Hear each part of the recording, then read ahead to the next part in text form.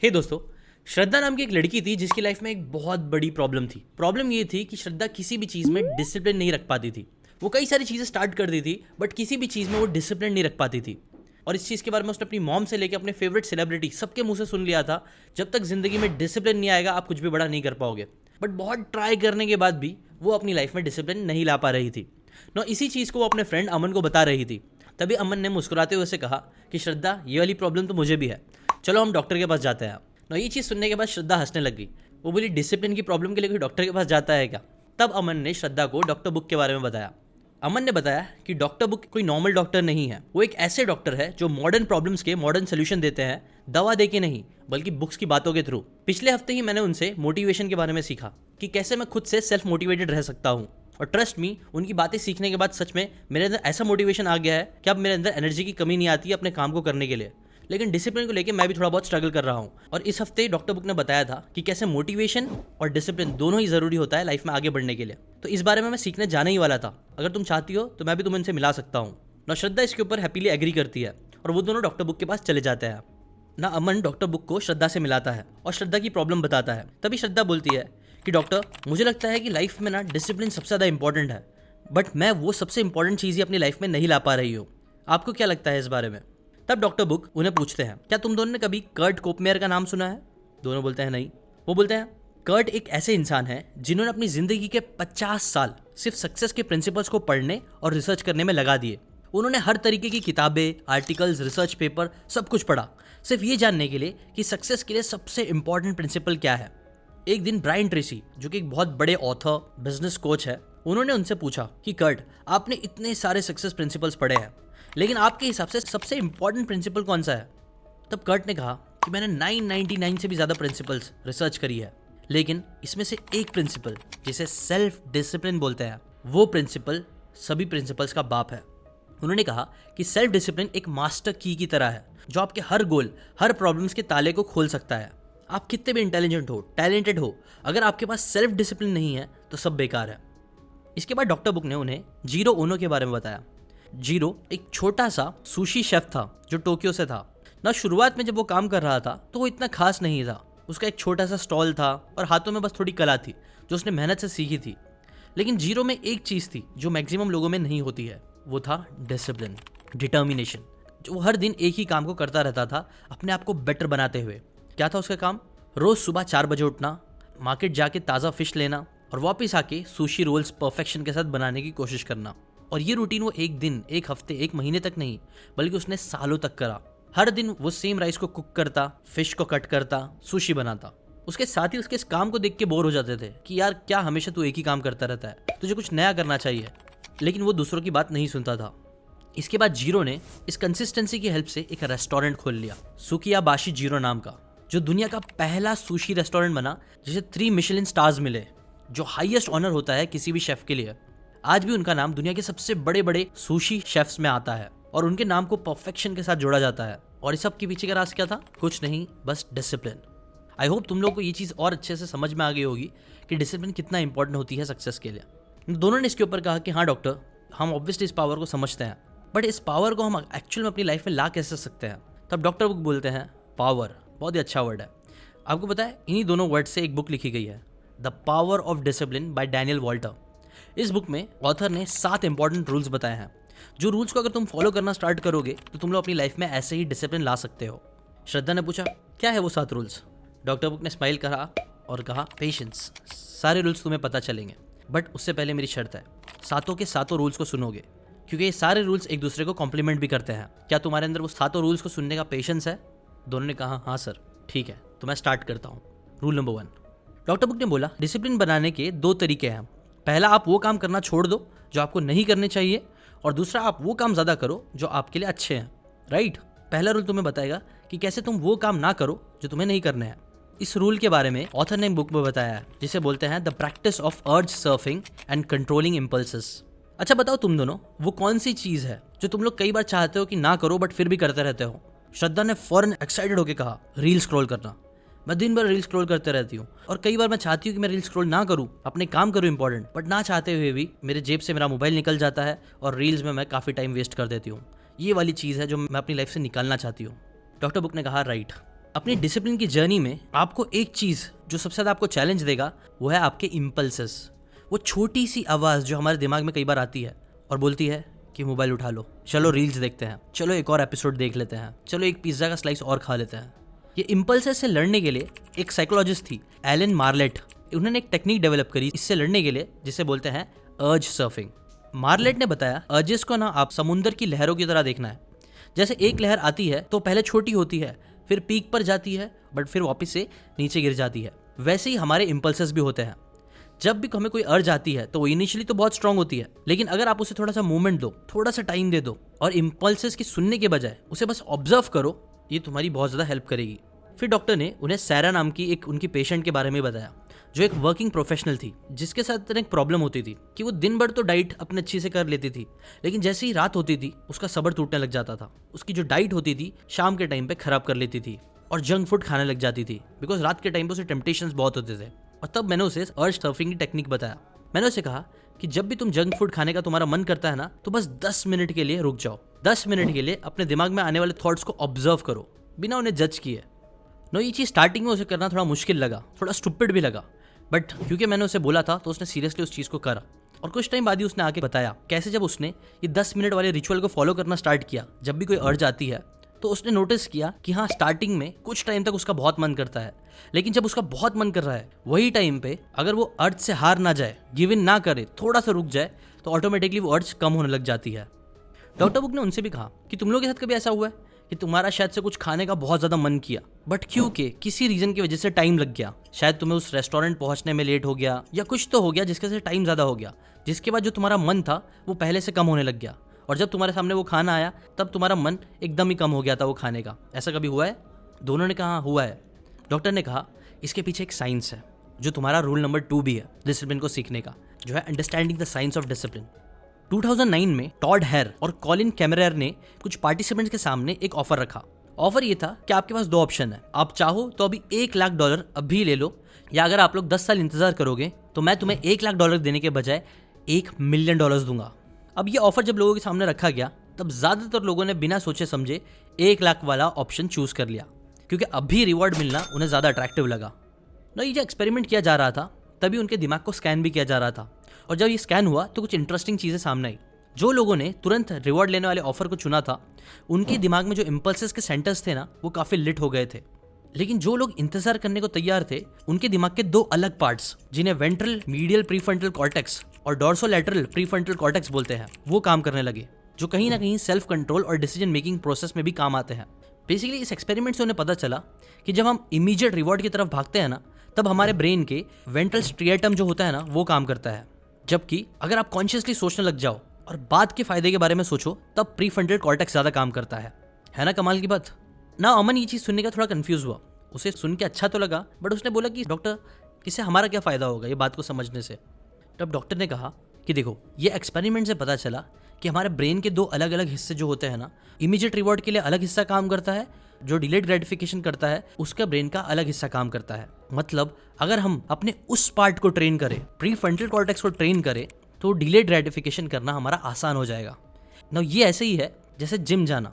तुमने देखा होगा ना, कई सारे लोग हैं जो जिम जाते हैं बट लेग्स नहीं मारते हैं, लेग डे स्किप कर देते हैं, तो उनकी ऊपर की बॉडी तो बहुत स्ट्रांग होती है बट लेग्स वीक होते हैं, जिसके ऊपर काफ़ी मजाक भी बनता है, राइट? अमन बोला हाँ बनता है काफ़ी लोगों का। वैसे ही जब आप अपने ब्रेन के उस हिस्से को ज़्यादा काम पे लगाते हो जो प्रीफ्रंटल कॉर्टेक्स है, उसकी ज़्यादा प्रैक्टिस करते हो, वो ज़्यादा स्ट्रांग होगा, और जैसे जैसे वो ज़्यादा स्ट्रांग होगा तुम उतने ही ज़्यादा डिसिप्लिन की चीज़ें कर पाओगे। सो मतलब ये है कि अपने डिसिप्लिन के मसल को ट्रेन करना स्टार्ट करो, ना कि इंस्टेंट ग्रेटिफिकेशन वाले मसल को। जितनी बार तुम लोग शॉर्ट्स देखते हो, रील्स देखते हो या इंस्टेंट ग्रेटिफिकेशन के पीछे भागोगे, आपका वो मसल स्ट्रांग होगा।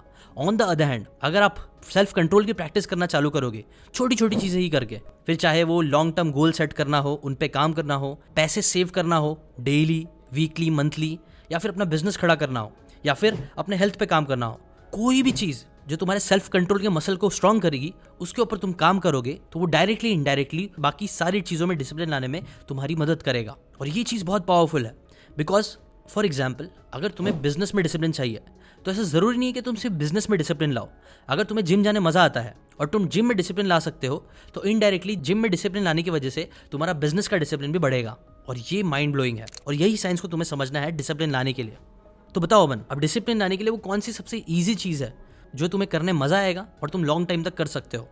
अमन ने कहा मुझे क्रिकेट खेलना बहुत पसंद है। तो डॉक्टर ने कहा ओके, एक काम करो, डिसिप्लिन के साथ क्रिकेट खेलना स्टार्ट करो। और श्रद्धा ने कहा मुझे स्विमिंग पसंद है। तो डॉक्टर ने कहा स्टार्टिंग के लिए एटलीस्ट स्विमिंग में डिसिप्लिन लाना स्टार्ट करो, उसको रेगुलरली करो, और इसके बाद रूल नंबर 3 पे आ जाओ, जो है developing long term mindset. Doctor book ने दोनों से पूछा कि क्या तुम लोग किसी ऐसे फेमस इंसान को जानते हो जिसने लॉन्ग टर्म इन्वेस्टिंग का सोच के बहुत पैसे कमाए हैं? दोनों ने एक साथ कहा वॉरेन बफेट। डॉक्टर बुक ने कहा एग्जैक्टली। लेकिन तुम्हें पता है वॉरेन बफेट का भी जो लॉन्ग टर्म मेंटालिटी है, माइंडसेट है, वो ऐसे ही नहीं बना था। उसके पीछे भी इंटरेस्टिंग सी स्टोरी है। दरअसल बात ये कि वॉरेन बफेट जब सिर्फ 11 साल के थे ना, तब उन्होंने अपना पहला स्टॉक खरीदा था। लेकिन उनके अंदर भी ये इंस्टेंट ग्रेटिफिकेशन वाली चीज़ थी, इसीलिए कुछ टाइम बाद ही उन्हें जब थोड़ा सा प्रॉफिट दिखने लग गया उस स्टॉक में, तो उन्होंने उस स्टॉक को बेच दिया और कुछ प्रॉफिट कमा लिया। लेकिन कुछ साल बाद उन्हें रियलाइज हुआ कि अगर वो थोड़ा और रुक गए होते, उन्होंने इंतजार कर लिया होता, तो वो स्टॉक जिसके लिए उन्हें कुछ थोड़ा बहुत प्रॉफिट मिला था, उसी स्टॉक के लिए उन्हें 10 से 20 गुना ज़्यादा प्रॉफिट मिल गया होता अगर उन्होंने लॉन्ग टर्म सोचा होता। और ये उनकी लाइफ का एक बहुत बड़ा लेसन साबित हुआ। इसके बाद वॉरेन बफेट ने अपने ब्रेन को ट्रेन किया कि कैसे वो लॉन्ग टाइम इन्वेस्टमेंट का गेम खेलेंगे और ज़्यादातर लोगों की तरह इंस्टेंट ग्रेटिफिकेशन या इंस्टेंट प्रॉफिट के पीछे नहीं जाएंगे। और यही आप बोल सकते हो एक कोर बना जिसने वॉरेन बफेट को इतना अमीर बनाया, जिसे बोलते हैं मैराथन माइंडसेट। डॉक्टर ने कहा तुम दोनों खुद ही सोचो, एक मैराथन रनर और एक स्प्रिंटर में फ़र्क होता है। एक स्प्रिंटर जो होता है उसको कुछ टाइम तक ही तेज़ भागना होता है, जिसमें वो पूरी जान लगा के दौड़ता है, लेकिन थोड़ी देर में ही वो एग्जॉस्ट भी हो जाता है, थक जाता है, जिसके वजह से उसे रेस्ट लेना पड़ता है।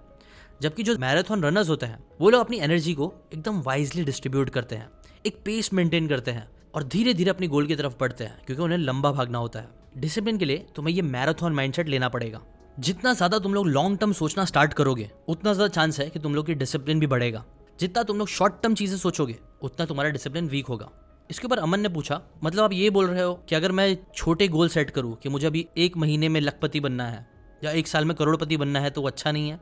डॉक्टर ने कहा हाँ, अगर तुम लोग शॉर्ट टर्म चीज़ों के पीछे भागोगे तो ये चीज़ कि तुम्हारे डिसिप्लिन के मसल को वीक करेगा।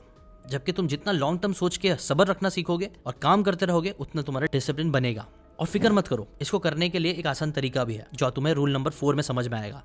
Rule number 4, daily habits, routines. तुम दोनों ने माइक टाइसन का नाम सुना है, जो बॉक्सिंग की दुनिया के एक लेजेंड है। अब शायद तुम्हें उनके बारे में तो पता होगा, बट एक चीज़ तुम्हें शायद ना पता हो कि वो अपनी ट्रेनिंग रूटीन को रिलीजियसली फॉलो करते थे।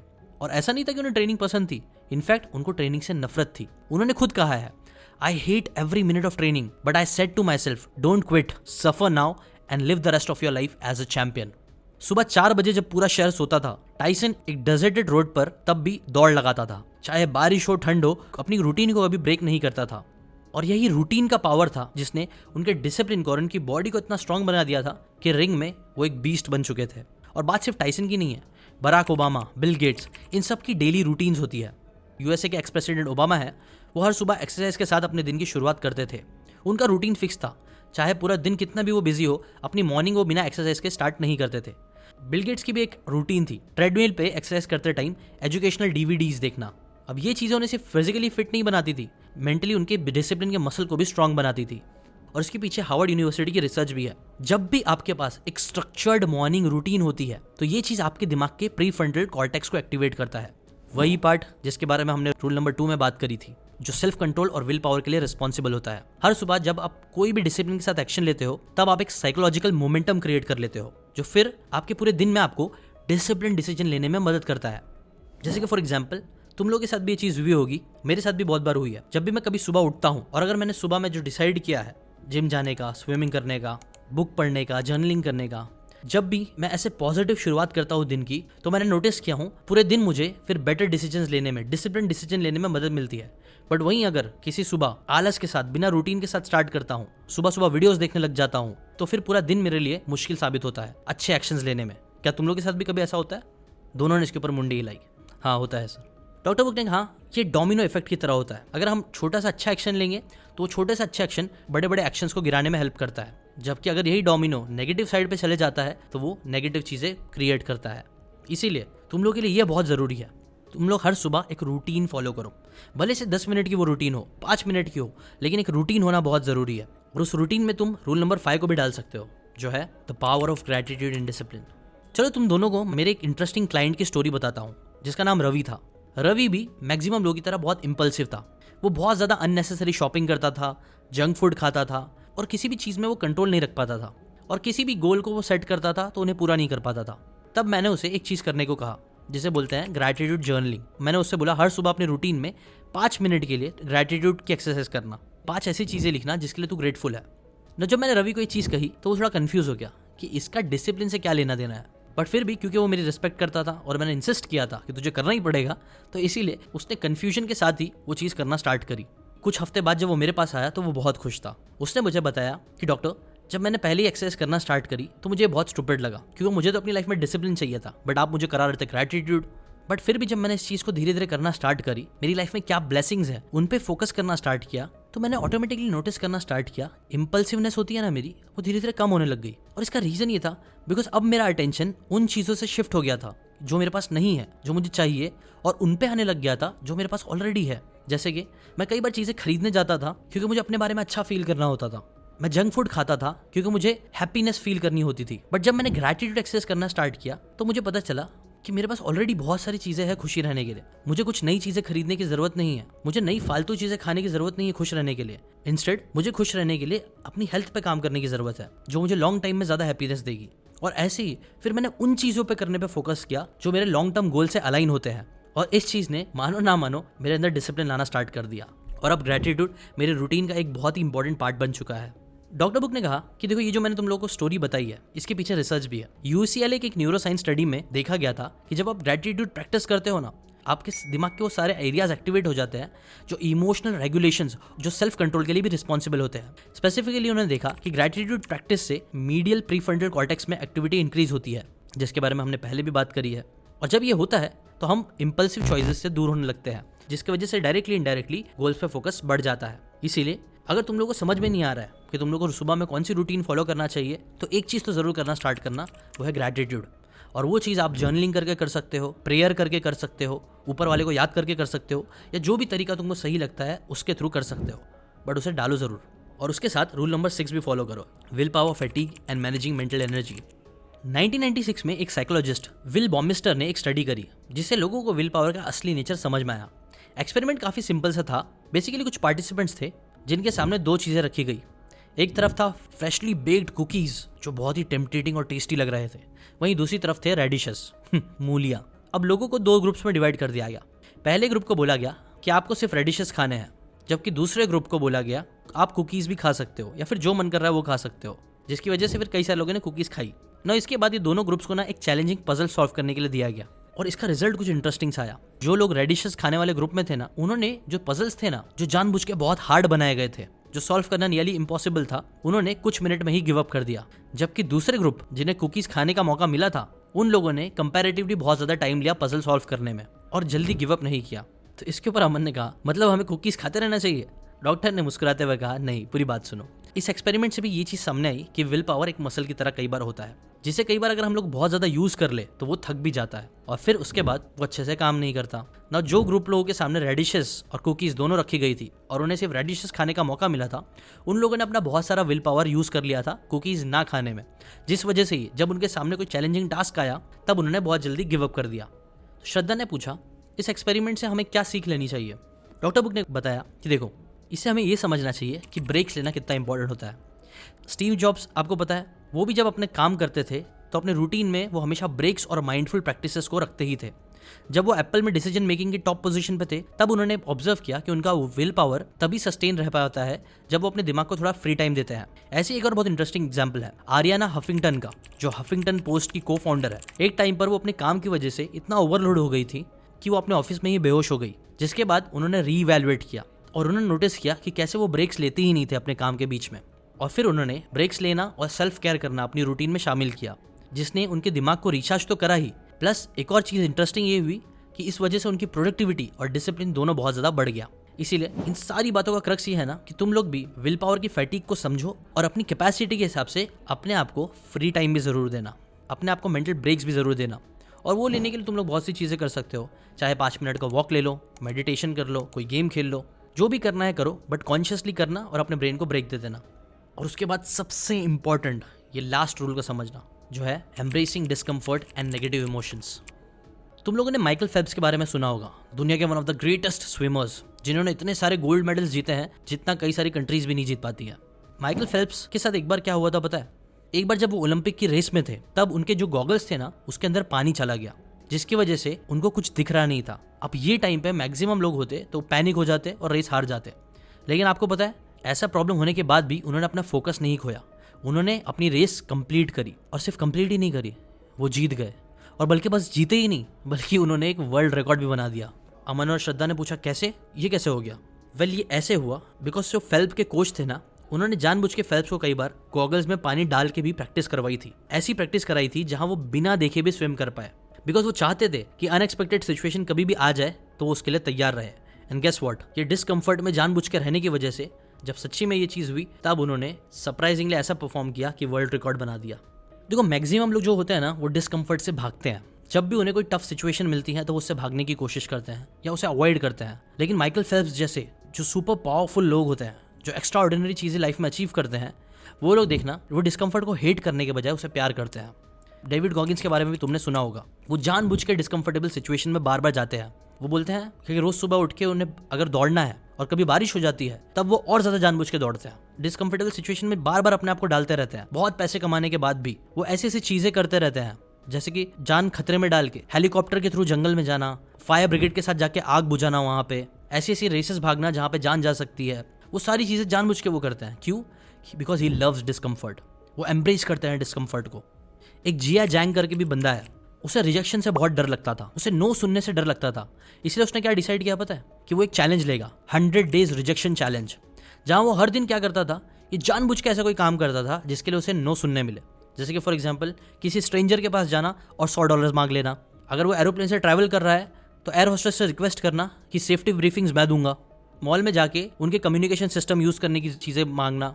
बड़ी बड़ी दुकानों में, ब्रांडेड दुकानों में जाके बार्गेन करना, डिस्काउंट्स मांगना। ऐसी कई सारी डिस्कम्फर्टेबल चीजें उसने जानबूझ के करी, जिसकी वजह से उसने बहुत सारी चीजें लाइफ में अचीव करी और वो एक फेमस इंसान बन गया। लास्ट लेसन यही है ना, अगर सच में तुम लोगों को डिसिप्लिन अपनी लाइफ में अचीव करना है तो उन सारे कामों को, डिस्कम्फर्ट को हेट करने के बजाय उसे प्यार करना चालू करो। जो लोग जिम लंबे टाइम तक जा पाते हैं वो लोग जिम से प्यार करने लग जाते हैं। वो लोग उस प्रोसेस से प्यार करने लग जाते हैं, उस दर्द से प्यार करने लग जाते हैं। इसीलिए वो लॉन्ग टाइम पे वो चीज़ कर पाते हैं। बट वहीं दूसरी तरफ जो लोग कोसते रहते हैं कि यार जिम इतनी फालतू चीज़ है, यहाँ पे बहुत पेन होता है, यहाँ पे ये मिलता है, दर्द मिलता है, वो लोगों के लिए जिम जाना हमेशा बहुत मुश्किल होता है और वो गिव अप कर देते हैं। इसीलिए स्टार्ट लविंग योर डिस्कम्फर्ट्स। और बस ये 7 रूल्स है जो तुम्हें फॉलो करनी है। तो श्रद्धा और अमन ने एक बार कहा कि क्या सर आप 7 चीज़ों को एक बार रिवाइज करा सकते हो जल्दी से, ताकि मैं उसे लिख के रख लूँ और मैं भूलूँ ना। डॉक्टर बुक ने कहा ठीक है। फर्स्ट चीज़ ये करो, प्रैक्टिस अर्ज surfing and control impulses. Second, understand the science of discipline. Third, develop long term mindset. Fourth, have daily habits and routines. Fifth, practice gratitude for discipline. Sixth, understand will power fatigue and managing mental energy. Seventh, embrace discomfort and negative emotions. ना ये सारी बातें सुनने के बाद श्रद्धा ने कहा कि सर जब मैं आने वाली थी अमन के साथ तो मैं थोड़ा डाउट में थी कि आप जो बातें बताओगे, आप पता नहीं कौन सा टाइप के डॉक्टर हो, क्या बातें बताओगे और शायद मेरा टाइम वेस्ट ना हो जाए। बट ट्रस्ट मी, आपकी बातें सुनने के बाद मुझे लग रहा है मैंने अपनी लाइफ का सबसे बेस्ट डिसीजन लिया आपके पास आके और ये बातें सीख के। डॉक्टर बुक ने उनसे कहा मेरे लिए सबसे बेस्ट ये होगा जब तुम लोग ये जाओ और ये जितनी भी बातें मैंने बताई है उसमें से एटलीस्ट 2-3 बातें ही अपनी लाइफ में अप्लाई करना स्टार्ट करो। क्या तुम लोग ये प्रॉमिस करते हो कि तुम लोग वो करोगे? तो उन्होंने कहा जी सर, और थैंक्स बोल के दोनों वहाँ से चले गए। सो ये थी the power of discipline by Daniel Walter की समरी। अगर आपको ऐसी और भी बुक समरीज जानने में इंटरेस्ट है, सीखने में इंटरेस्ट है, डॉक्टर बुक की बातें सीखने में इंटरेस्ट है, तो चैनल को सब्सक्राइब करके जरूर रखना। मैं ऐसी इंटरेस्टिंग बातें आप लोगों के लिए लाता रहूँगा।